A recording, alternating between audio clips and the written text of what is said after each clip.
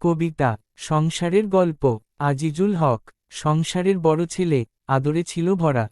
মায়ের কোলে স্বপ্ন বুনে কাটত সারা বেলা। হাসির মাঝে বড় হয়েছে সবাইকে ভালোবেসে। ভাবেনি সে একদিন সব বদলাবে শেষে। বিয়ের পরে এলো নতুন জীবনেরই ডাক। ভালোবাসা ভাগ হলো, সৃষ্টি হলো ফাঁক। একদিকে মা, একদিকে জীবন সাথী। দুই দিকে টানে তাকে, ক্লান্ত হয় অন্তর। কেউ বলে সে বদলে গেছে, আগের মতো নাই। কেউ বা বলে নিজের ঘরেই পর হয়েছে সে ভাই। চুপ করে সে, সহ্য করে, মুখে রাখে হাসি। ভেতরটা তার কাঁদে নীরবে, দিন রাত্রি। দুই ভাইয়ের সংসারে হাসি কান্নার খেলা। একজনের সুখের তরে অন্যজনের জ্বালা। কারো কপালে সুখ লেখা, কারো শুধু দুঃখ। সমান করে দেয় না কেন জীবন সুখের দৃশ্য?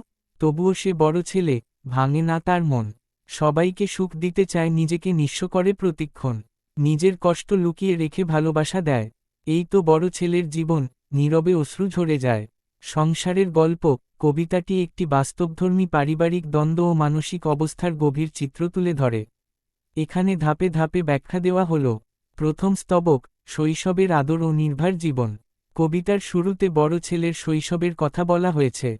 সে ছিল পরিবারের সবার আদরের কেন্দ্র, বিশেষ করে মায়ের স্নেহে বড় হয়েছে।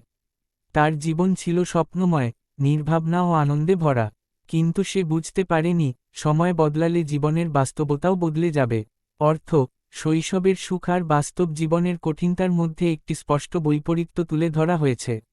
দ্বিতীয় স্তবক, বিয়ের পর দ্বন্দ্ব। বিয়ের পর তার জীবনে নতুন অধ্যায় শুরু হয়।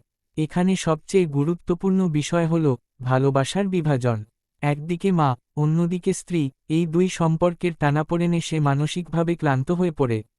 অর্থ, সংসারে ভারসাম্য রক্ষা করা বড় ছেলের জন্য কঠিন হয়ে যায়। তৃতীয় স্তবক, ভুল বোঝাবুঝি ও নীরব কষ্ট। পরিবারের মানুষ তাকে ভুল বুঝতে শুরু করে। কেউ ভাবে সে বদলে গেছে, কেউ ভাবে সে নিজের পরিবারেই পর হয়ে গেছে। কিন্তু বাস্তবে সে কিছুই বলতে পারে না, সব কষ্ট চেপে রেখে হাসিমুখে থাকে। অর্থ, তার নীরব আত্মত্যাগ ও অব্যক্ত যন্ত্রণা এখানে প্রকাশ পেয়েছে।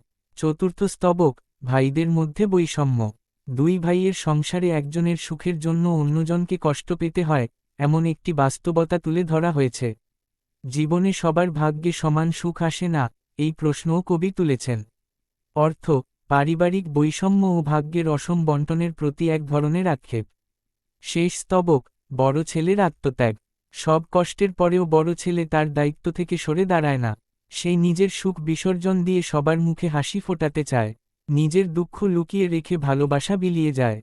অর্থ, বড় ছেলের জীবন হল ত্যাগ, দায়িত্ব ও নীরব কষ্টের প্রতীক। সারাংশ, এই কবিতায় বড় ছেলের জীবনের তিনটি মূল দিক ফুটে উঠেছে।